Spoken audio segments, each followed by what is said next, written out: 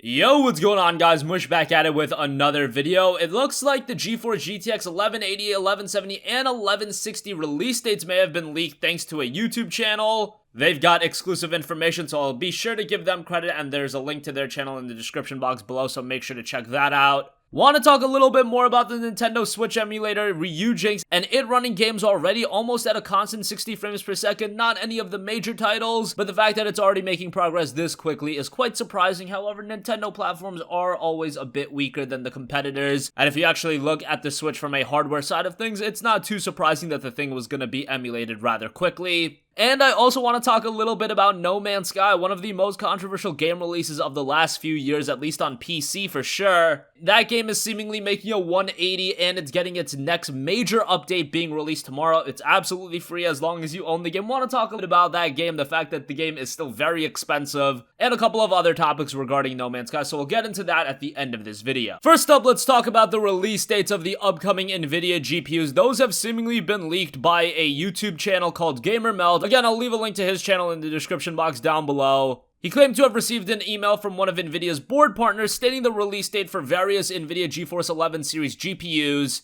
And there are as following. Again, I would take this with a grain of salt at this point, but considering he got it from a board partner, that does seem kind of likely. As far as the release dates, the GeForce GTX 1180 looks to be coming on August 30th, then the GTX 1170, as well as the 1180 Plus. Now, it was specified as the 1180 Plus. I would imagine that's like an 1180 Ti. Those two would be released on September 30th, and then a GeForce GTX 1160 would be coming on October 30th. Now, I don't know how likely all of this is, but given the fact, again, if it's accurate and he did get it from a board partner, they usually know the ins and outs of release dates, and considering that August 30th is just next month, I doubt they would be able to push things around where they would be able to just change the release date on the fly. And usually they don't even change release dates if things get leaked. They don't really care. Honestly, these leaks just ramp up anticipation and hype for GPUs, so it's really not a problem. But what's really great is that we've been waiting for new GPUs for a long time. When was the 1080 released? It's been about 2 years, and that's been a long time to wait for new GPUs, of course, because the 10 series GPUs were valued so highly with everything that went on with GPUs. NVIDIA wasn't put at a point where GPU releases was a concern to them because the 10 series GPUs were still selling very, very well. They were even having trouble meeting demand, so why even release new GPUs at that point? But now, since the market is starting to stabilize because people have been wanting new GPUs, I feel like right around the end of next month, as we especially head into the holiday season, this is the perfect time to get some new GPUs out, get people talking about graphics cards again, because we've had the 10 series just dominate headlines for so long, and at this point I really feel that 10 series GPUs have overstayed their welcome, so 1180s, 1170s, and 1160s will be very much welcomed addition into the GPU catalog. You would think that that would drive 10 series GPUs even lower in price, and for those of you that are building a new PC, maybe you're not all too eager picking up the premier 11 series GPUs when they're released, well, hopefully you'll have the option to check out an even cheaper 10 series GPU, so it would be a win for everyone across the board. Let's hope this comes to fruition, and let's hope we get new GPUs by the end of next month. Moving on from that, the Nintendo Switch emulator Ryujinx is making progress at a rapid rate, and now it's running 2D games with almost constant 60 FPS. Some of the games that are working on Ryujinx well are The Binding of Isaac as well as Cave Story. Now, of course, those games are playable on PC already, but whenever you see games of smaller scale making progress on an emulator, it just opens the door for the larger experiences to make progress as well. On top of those games, Ryujinx is running titles such as Sonic Mania, Axiom Verge, as well as Disgaea 5, and it can boot some AAA Nintendo first-party titles like Super Mario Odyssey as well as Splatoon 2. Now, these are very recent games, and this is where we're always going to be tackling that moral gray area with emulators. At the end of the day, in my opinion, emulators open the door for more people to buy these platforms. Let's just say a Switch emulator was released on PC and it was fully functional and it was running games really well, and somebody downloaded an emulator and really enjoyed it. Well, in my opinion, those people are going to be driven to wanting that more authentic Switch experience even more. Of course, Switch is a little unique in this regard because you have the portability as well as the fact that a lot of these games are multiplayer centric, and let's say with a game like Super Smash Bros. Ultimate, you're just gonna have a better experience playing the game on Nintendo Switch than hooking up a bunch of controllers to your PC and trying to do it that way. I know it's possible, but I don't think the majority of people would go through that trouble. But it's great to always see emulators making progress, and Ryujinx is another one, just like RPCS 3, that looks to be making massive progress. This is one where they also did recently launch a Patreon page, so if you want to support them that way, go ahead. The Patreon page really afforded RPCS PS3 to make as much progress as it has, so maybe that'll be the same case with Ryujinx. And lastly, moving on from that, I do want to talk a little bit about No Man's Sky quickly because it is getting its next massive update tomorrow with No Man's Sky Next. No Man's Sky Next is the 4th major update to No Man's Sky, and it looks to be the biggest. It's adding a ton of new content, including multiplayer. Yes, the feature that we have been wanting in No Man's Sky, a feature that seemed like a foregone conclusion in No Man's Sky. Now you can actually explore the game's universe with some friends. On top of that, there are a bunch of other additions, as well as the fact that No Man's Sky is now going to be getting weekly updates. Now, these weekly updates aren't going to be as big as Next. However, you will see quality of life improvements, as well as various missions that'll give you rewards and things like that. So after the atrocious launch No Man's Sky had, Hello Games has stayed committed to the game, and it's improved exponentially. If you go over to Steam, the overall reviews are mostly negative, but if you actually look at the most recent reviews, that is at mostly positive. So that goes to show that the experience has gotten better, since a lot of those mostly negative reviews, a lot of those people played the game, they really hated it, rightfully so. At launch, this game wasn't very good, and then they probably even refunded those games, so now those reviews are just gonna stick. That is kind of unfortunate for Hello Games. That kind of goes to show why it's so important to make a great first impression, and I'm not even gonna feel sorry for Hello Games at that point, because they did release a product at an unfinished state for $59.99, and by the way, No Man's Sky is still $59.99. I don't know how to feel about that. I feel like this game should have been discounted at this point. The game is readily available on PlayStation 4 for $20, but on Steam, it's $59.99. That's a little disappointing. I know they're giving all these updates. I know they're committed to the experience, but this is becoming the game it should have been at launch. And I think one more nice thing to do would have been to discount the game, but you'll see that No Man's Sky is actually one of the top selling games on Steam, so I think they're going to be less inclined to discounting this game, especially after the launch of Next, after a bunch of streamers start playing this game, which I'm sure they're going to do. This game is launching up to #1 top selling tomorrow. I guarantee you that. And actually, just an update for you guys. I checked out No Man's Sky's recent reviews yesterday, and it was at mostly positive. Now it's actually sitting at very positive, with 81% positive based on 876 user reviews in the last 30 days. This is a game that I thoroughly bashed back in 2016, but hey, if a game's getting better, I am going to give it credit. We'll see how the next update turns out, and let's hope that Hello Games stays committed to updating No Man's Sky and making it the experience that we once thought it had the potential to be. That is going to conclude this video, guys. A lot of news to go over. Like I said, the 1180 looks to be coming on August 30th, 1170 and 1180 plus September 30th, and 1160 on October 30th. Thanks to GamerMelt for all that news. A link to his channel will be in the description box down below. The Nintendo Switch emulator and Ryujinx is making some massive progress, already running some 2D games at 60 frames per second, and No Man's Sky is also making massive progress. The next major update in No Man's Sky Next will be released tomorrow. Let me know if you have any interest in checking that game out again. And let me know all of your thoughts and requests for future videos in the comment section down below. Thank you for watching, and goodbye.